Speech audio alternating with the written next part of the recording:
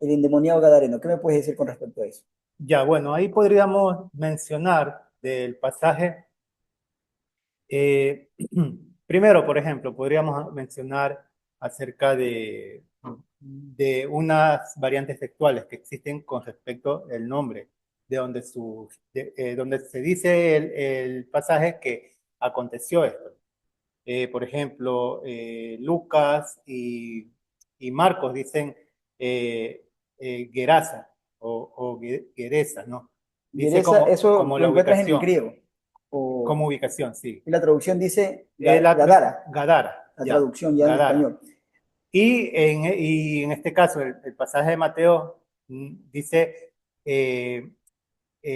Gergenos, algo así, me parece que es en el griego, pero ya son dos palabras Variante. distintas, ¿no? O sea, son dos variantes Por diferentes. ejemplo, en Mateo Que yo cuando, encuentro que son dos de endemoniados.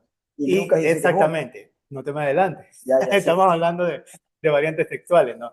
Y como la que tú mencionaste, ¿no? Mientras que Marcos y Lucas menciona un endemoniado, Mateo añade otro personaje, ya no es uno, ya son dos. Entonces, ahí tú vas Ya, analizando estas variantes textuales por el te momento, ¿no? interrumpo ahí. Me parece perfecto ese análisis, pero yo sí cuestiono. ¿Por qué piensas tú que Mateo le añade y no dices que Lucas le quitó? Bueno, podríamos tomar como referencia, si es que queremos verlo desde ese punto de vista, como hay ciertos grupos académicos consideran que Lucas es el documento más antiguo. Lucas, Marcos, ¿cuál? Lucas. Lucas. Hay otros círculos académicos que consideran que Marcos es el documento primero, digamos, que se escribe, Primigenio, correcto. y hay otros que consideran que es Mateo. Por las evidencias, digamos, evidencias desde manuscritos, evidencias, digamos, por análisis en cuanto al tiempo, Datación ¿no? del Datación, papiro. sí se cree mayoritariamente que es Marco. Sí, Ya, sí he ahora escuchado. por tema de datación, algunos sugieren que es Lucas, pero Nunca es considerado como el primero. Mateo no. O sea, ya Mateo tú lo consideras como primero, algunos grupos académicos lo consideran como que haya sido el primer documento, poniendo como Papías, ¿no? Quien Ujú. menciona este documento, estamos hablando de Papías, alguien del siglo I a inicios del Pero es siglo II, reciente. ¿no? Exactamente. Es a Entonces, considerar entonces. por eso, o sea, hay diferentes argumentos, ¿no? Para decir cuál es el primer documento que se escribe. Sin embargo, no hay un consenso definitivo. O sea, en Ok. esta, en esta parte, la academia sí está dividida entre que unos creen que es Mateo, otros creen que es Marco, otros creen que es Lucas. ¿Y tu opinión? Ahora, en mi opinión, yo podría considerar que es Marco, De el más todo tu estudio, antiguo, tú dices, yo creo que Marcos que podría ser. Marco es el más antiguo, ¿ya? Ahora, si tomamos digamos, un resultado, mayoritariamente hay dos evangelios que me dicen que es un hombre. Y solo Mateo me añade, o en este Ya. caso ya podríamos decir que Mateo añade en la historia a un personaje más, o sea que son dos. Entonces, mayoritariamente Ya. yo me voy porque sea un personaje y no dos. Ya. Entonces, por eso digo, ¿no? Que Mateo está Bueno, añadiendo un añadiendo, segundo correcto. personaje. Esa es Sí, la cosa. desde la crítica textual se cree que no, se cree que es una parábola, ¿no? Plantéame las evidencias. Ya, la parábola, como lo plantea la crítica textual, sugiere que es una enseñanza, ¿no? Que en este caso la iban a entender quién, a quienes iba dirigido el documento. ¿Quiénes iba dirigido el documento? A la comunidad nazarena. Yo no. Entonces, este pasaje iba a ser entendido por ellos. Y ¿Y ahí, cuál era la parábola? ahí te corto un momento. Si decimos que el pasaje era entendido, o sea, ese era un mensaje, una parábola que iba a ser descifrada solamente por la audiencia, que es el receptor del mensaje, tenemos que decir o tenemos que ir al entendimiento de que Marcos realmente era el primero que salió con esta historia. ¿Por qué lo digo? Porque sabemos a quién es dirigido Lucas.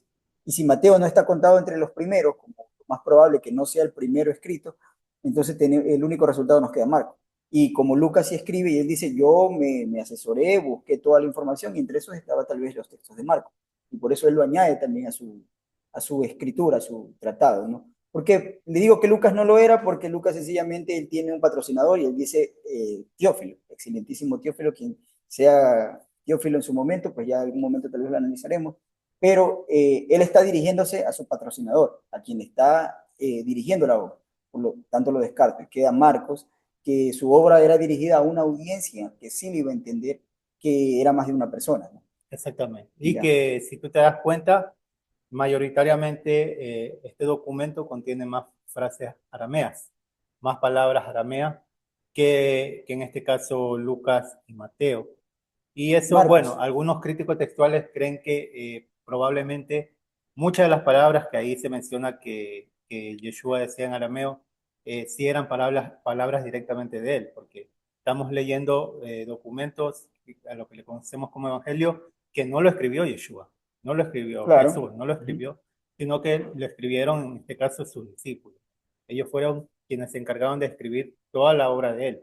Entonces, eso también es importante que tomemos en cuenta. Entonces, este documento mayoritariamente contiene más palabras, más frases en arameo, Talita y Kum, eso, Takuma claro. o Eli Eli, Clava Sabatini, claro. Y antes exactamente. de darte paso, permíteme interrumpir un momento, porque lo que tú estás aseverando, que es una parábola y no es literal realmente que había demonios, que habían cerdos, que había una conversación de que por qué vienes a atormentarnos antes de tiempo, déjanos ir a siquiera a los cerdos, que por sí la descripción de la historia, si quiero tomarla literal, me deja como un mal sabor de boca porque no coincide con muchas cosas de lo que es el Eterno, la Torá y el mundo de las entidades. Pero para muchos es una literalidad tan clara que sacan doctrinas de Exactamente. cómo se manejan los demonios, cómo echar fuera demonios, cómo hablan los demonios, y solo por eso, ¿no? Solo por ese Exactamente. texto. Si tú dices una parábola, entonces tú le acabaste la teología a muchos. Es como cuando decimos de que Yeshua, cuando habla del seno de Abraham, y luego habla de este personaje, el rico Lázaro, y que se está incendiando, también es una parábola, le acabas bastante a la gente su pensamiento y le tiras por los suelos de que el infierno es real. Es que tú has de haber escuchado esa historia y sabes que ese pasaje de Rico y Lázaro no es un pasaje real, ¿no? O sea, Exactamente. que es un No pasaje es que ya existía, digamos, en la cultura. exacto. O sea, era una historia. Una historia que en este caso Jesús la toma y La adapta. la adapta a su tiempo y al pensamiento, obviamente, del judío del primer siglo. Entonces, para volver al tema, ¿no? Obviamente, Parábola. cuando tú dices que este pasaje es una parábola, obviamente acabas con la doctrina del cristianismo que se sustenta en estos pasajes para hablar de demonios y que son miles, que la persona puede estar infestada de muchos Te demonios. escucharon parábola y pasaron el video. Sí, no, yo sé que sí, pero el que no pasó el video, más bien lo invitamos a que se suscriban, ¿verdad? Claro. Claro. Entonces, es importante que conozcamos, ¿no? ¿Qué es una parábola y por qué? Aquí yo te voy a dar la explicación del por qué se cree que es una parábola.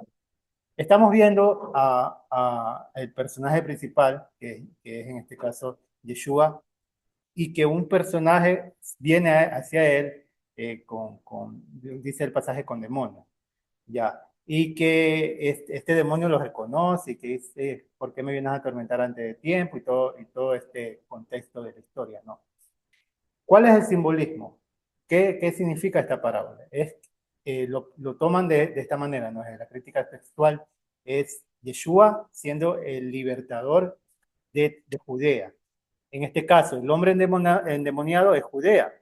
Y aquí va algo importante, y es digamos, el punto principal de por qué se basan en que es una parábola, es cuando se da la palabra legión. Cuando le Entiendo. pregunta, ¿cuál es tu nombre? Legión, porque somos muchos.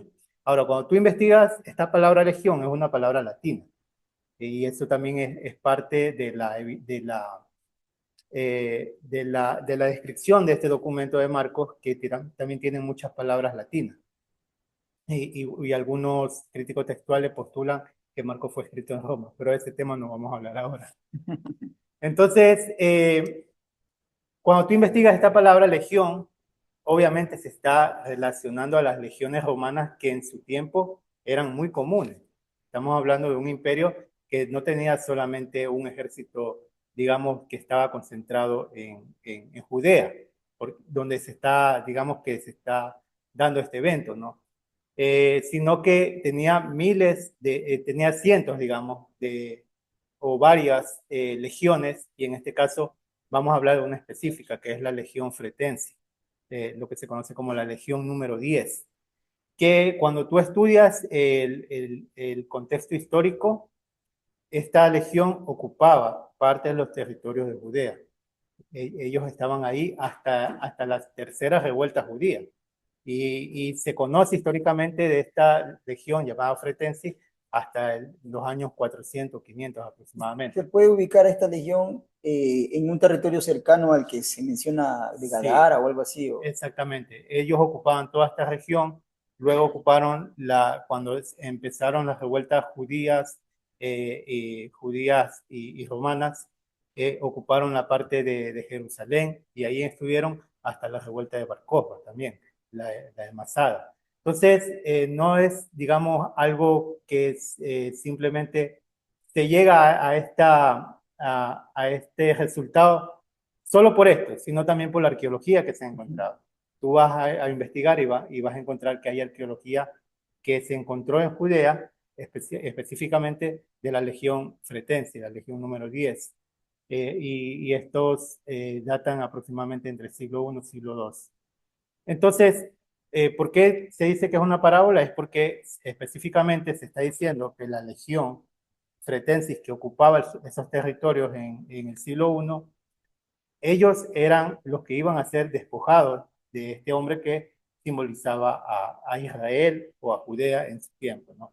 Y ellos iban a ser expulsados a algo que era muy, digamos, muy conocedor para alguien del siglo I que iba a escuchar esta historia. Va arrojado a los cerdos. ¿Y cuál era el símbolo de esta legión? Si tú vas a la arqueología vas a encontrar que el símbolo de esta legión era el jabalí o el cerdo.